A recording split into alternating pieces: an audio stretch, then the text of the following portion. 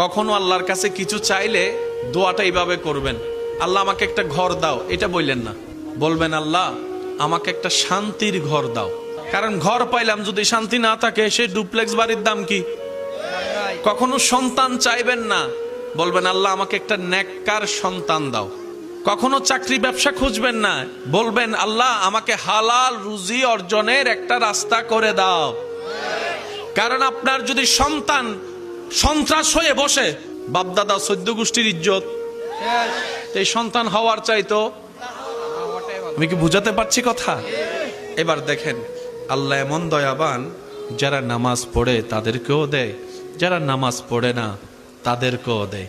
কিন্তু দুই দেওয়ার মধ্যে পার্থক্য আছে।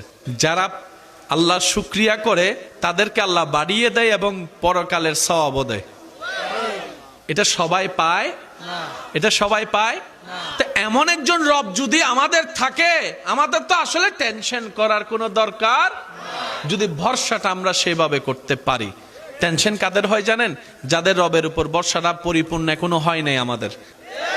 এখন কি শীত কম না বেশি? আপনি আমি সবাই মিলে আন্দোলন করলে শীত কমে যাবে? কিন্তু রব যদি একবার চায়, রব যদি একবার চায় সেকেন্ডে কমে যাবে। তা আপনার আমার টেনশন করার দরকার নাই। তো আমাদের কাজ রবের কাছে দরখাস্ত করা, এবার উনি যা ইচ্ছা করবেন সেটাতে বান্দার খুশি থাকাই হচ্ছে বান্দার কাজ। সুবহানাল্লাহ। মাহফিল সাজাইলাম, এখন যদি মওলাই তুফান দিয়ে উড়াই দেয়, কার কি করার? মন খারাপ করতে পারবেন, সময় আপনার নষ্ট। কিন্তু আপনি যদি চালাক বান্দা হন, আপনি বলবেন যে সাজাইছি তোমার জন্য, তুমি উড়াই দিছো, আমার কি? আপনি যদি এটা বলতে পারেন, পরের বছর দেখবেন যে ইচ্ছেতে 2 ডবল করার আল্লাহ আপনাকে সুযোগ করে দিয়েছেন। এবার আওয়াজ দিয়ে বলেন যুবক ভাইয়েরা, প্রত্যেকটা মানুষের জীবনে অর্থনৈতিক সংকট ছিল কি ছিল না? আছে না নাই? অনেকের ভিসা চলে আসছে, বিমান করার টিকেটের টাকা। অনেকের ছেলে মেয়ের বিয়ে ঠিক হয়ে গেছে, কিন্তু বৈরাত খাওয়ানোর টাকা। কিন্তু এখনো পর্যন্ত কারো বিয়ে আটকায় আছে দেখেন, কারো বিদেশ যাওয়া আটকায় আছে দেখেন। কোনো না কোনো ভাবে ব্যবস্থা। এবার বান্দা জিজ্ঞেস করে কেমনে হলো? রব বলে যে একবার আমার দিকে তাকা, আমি রব্বুল আলামিনই ব্যবস্থা করে দিয়েছি। সুবহান। হায় হায় হায় হায়, এমন একজন রব আছে আমাদের আর টেনশন। তো এটা জানার পর আমাদের একটা টেনশন করে আমরা এটা প্র্যাকটিস করি নাই।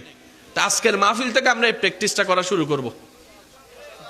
5 জনে কইছেন ইনশাআল্লাহ, আর গুলা কয়। যাদের যাদের প্র্যাকটিসটা করার ইচ্ছা আছে একটু ডান হাত তুলে দেখেন। আছে ইনশাআল্লাহ?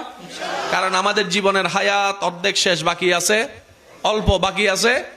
এইটাও যদি শান্তিতে নিঃশ্বাস নিতে না পারি, তাইলে বাইসে থাকেও কোনো লাভ নাই।